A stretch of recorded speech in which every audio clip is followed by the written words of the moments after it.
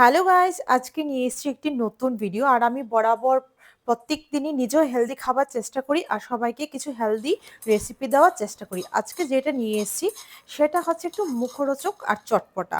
আর এমনিতেও তো অবভিয়াসলি হেলদির মধ্যে তো মিষ্টি আসে না, তো ঝাল আর নোনতাটা একটু চলে।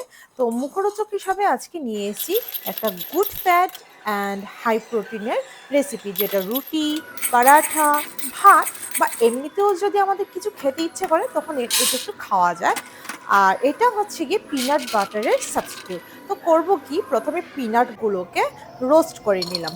তো রোস্ট করে এটা অনেকটা আস্তে আস্তে করতে হবে, ধীরে ধীরে, গ্যাসের আঁচ কমিয়ে, কারণ নয়তো পিনাটগুলো পুড়ে যাওয়ার চান্স থাকে। তো আস্তে আস্তে আমি ভেজে নিলাম। আর পিনাটগুলোকে একটু ফ্যানের নিচে দিয়ে দিলাম ঠান্ডা হওয়ার জন্য। পাশেই আমি একটা শুকনো কড়াইয়ের মধ্যে কিছুটা লঙ্কা, রসুন, সাথে একটু নুন দিয়ে একটু ফ্রাই করে নিচ্ছি কম আছে। আর এখন হচ্ছে সবচেয়ে ইম্পর্টেন্ট কাজ, যেগুলো খোসা ছাড়ানো। সবাই কি করে ছাড়ায় জানি না, আমিও এভাবে চেষ্টা করছি। আর পিনাট রোস্ট করবো আর খাবো না, সেটা তো হতেই পারে না। তো আমি একটা দুটো খাচ্ছি, সাথে পিনাটগুলোকে খোসা ছাড়ানোর চেষ্টা করছি।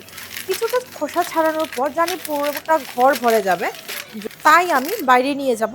আর তার মাঝখানে আমার লঙ্কাগুলো পুড়ে যাবে, তাই আমি গ্যাসটা তাড়াতাড়ি বন্ধ করে কড়াই থেকে সেই লঙ্কা, রসুন আর নুনটা নামিয়ে নিয়েছি।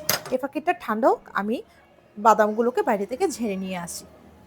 তো এটা একটা ঝামেলার কাজ, অনেক ফোঁ-ফাঁ দিয়ে আমার এই খোসাগুলোকে ছাড়াতে হয়েছে। তো আপনারা যদি কাঁচা পিনাট নিয়ে আসেন তাহলে একটু কষ্ট হবে। আর যদি ফ্রাই করা মানে রোস্টেড নিয়ে আসেন তাহলে এত কষ্ট করতে হবে না। এখন হচ্ছে আমার হামানদিস্তাটা বড্ডই ছোট। যাই হোক, আমি চেষ্টা করছি অল্প, অল্প করে করতে। প্রথমে ওই যে নুন, লঙ্কা আর রসুনটাকে একটু ভালো করে থেঁতো করে নিয়েছি। তারপর অল্প, অল্প করে বাদাম দেবো। আমি সবগুলো বাদাম করব না, জাস্ট আমার যতটুকু প্রয়োজন ততটুকুই করব।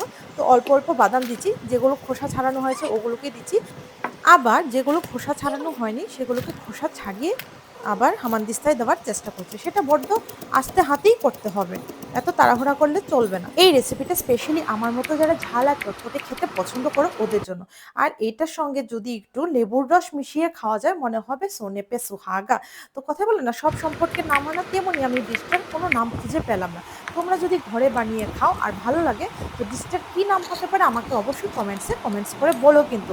আর এরকম বানিয়ে একটা বক্সে বা কৌটোয় ভরে মিনিমাম ৫-৬ দিন তো আরামসে খাওয়া যাবে। তো তোমরাও ঘরে ট্রাই করো কিন্তু।